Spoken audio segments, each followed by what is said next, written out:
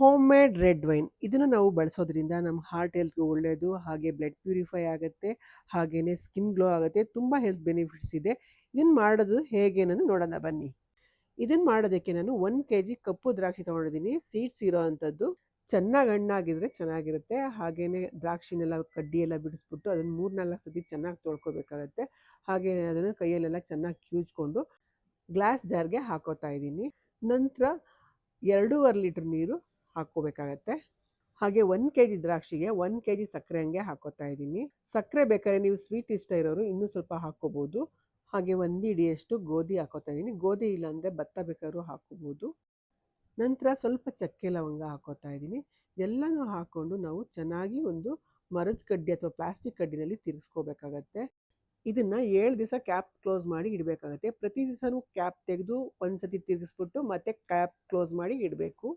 7 days ಆದಮೇಲೆ ವೈನ್ನ ಶೋಧಿಸ್ಕೋಬೇಕು. ಶೋಧಿಸ್ಕೊಂಡಿರೋಂಥ ವೈನ್ನ 21 days ಮತ್ತೆ glass ಜಾರ್ನಲ್ಲೇ ಹಾಕಿ cap ಟೈಟಾಗಿ ಕ್ಲೋಸ್ ಮಾಡಿ 21 ದಿವಸ ಇಟ್ಟರೆ ವೈನು ರೆಡಿಯಾಗಿರುತ್ತೆ. ಈ ಹೋಮ್ ಮೇಡ್ ವೈನ್ ನಿಮಗೂ ಕೂಡ ಇಷ್ಟ ಆಗುತ್ತೆ ಅನ್ಕೋತೀನಿ. ಇಷ್ಟ ಆದರೆ ಲೈಕ್ ಮಾಡಿ, ಶೇರ್ ಮಾಡಿ, ಫಾಲೋ ಮಾಡಿ.